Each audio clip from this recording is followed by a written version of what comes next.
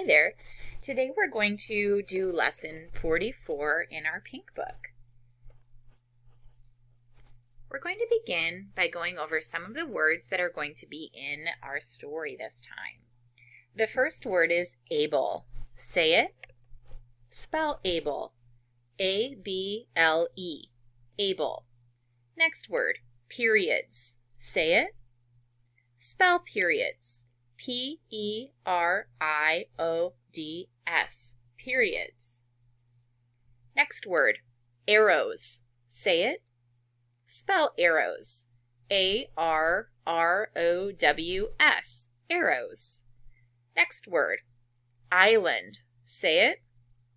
Spell island. I-S-L-A-N-D. Island. It looks like island, but this S is silent. Next word, wrote. Say it. Spell wrote. W-R-O-T-E. Wrote. Now let's read the words.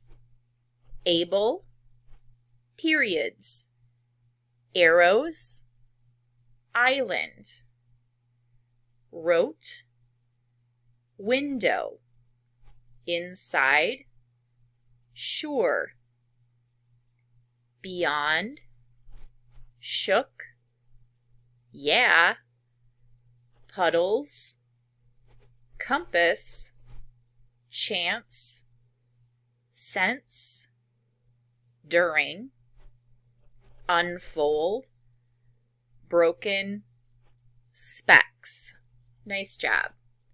Next section. I'd like you to pause the video and try to read these words to yourself. Now that you've done that, let's go ahead and read them together.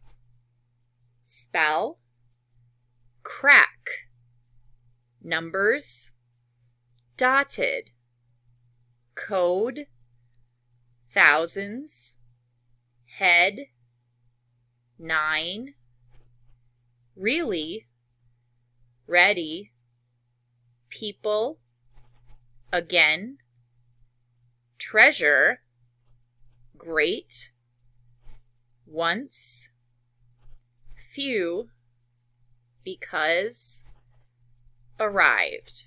Very nice. We're going to continue on with our stories from last time.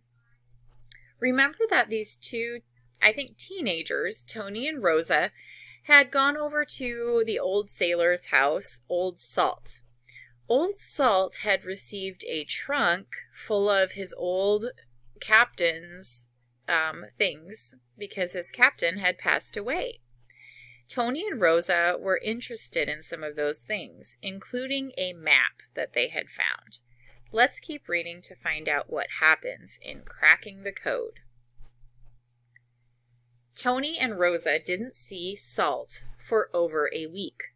Salt was inside working on the code. Remember, the map had a code, so they weren't quite sure what it said yet. They have to break the code first. 9 days after the trunk had arrived at Salt's house, Tony saw Salt outside. It was a warm day. It had just rained, and puddles of water were on the ground. Salt was sitting on his front steps. "Hello," Tony said.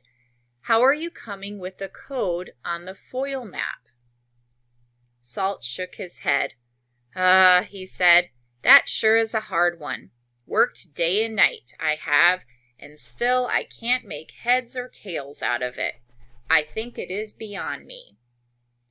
What did Old Salt do for 9 days? Yes, so he's been working on this code.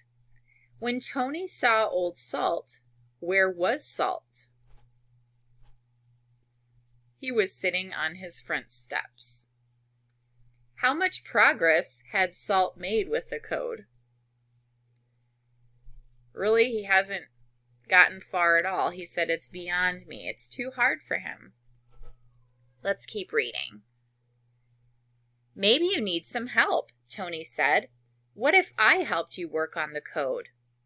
Salt shook his head. "I don't know about that." His eyes looked at Tony. Then they looked down. "It might be that you could help." "I'm ready," Tony said. "Let's take a look at that map." Just then Rosa came down the street on her bike. She stopped and said, "Am I missing out on something?" "Yeah," Tony said. "We're going to work on the code. Salt hasn't broken it yet." What did Tony offer to do? He offered to help Salt work on the code. Let's keep reading. Salt said, "Hold on, I don't want everybody working on this map. The more people that know about it, the more people will want a share of the treasure." Tony said, "But Rosa is really smart in school.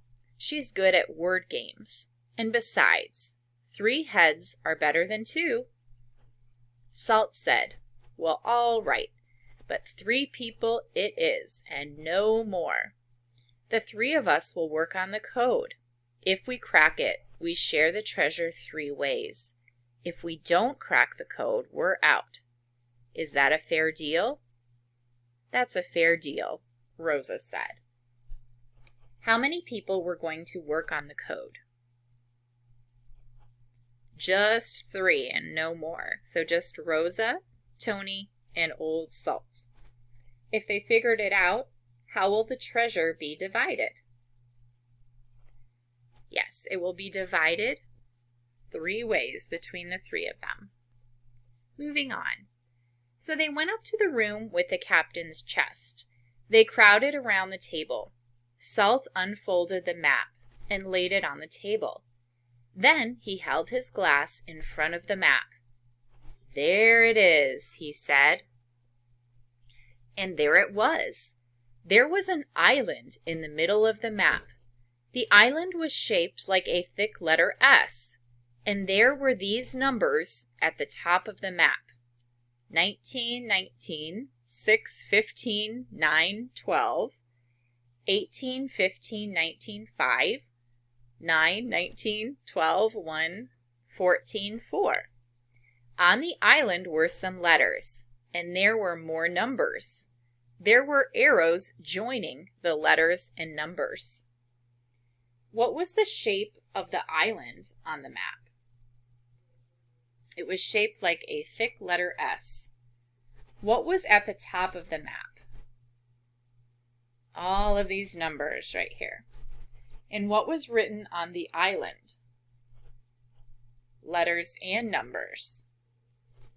Let's keep reading. Old Salt said, "If only we could find out where this island is, we would be off to a good start. But there must be 1,000 little islands in the South Pacific. This could be any one of them. Look for yourself." Salt pointed to a big wall map of the South Pacific. It was dotted with little islands. Most of them looked like specks. You couldn't tell from the map if they were shaped like an S, like a C, or like an I. All of them looked like little dots.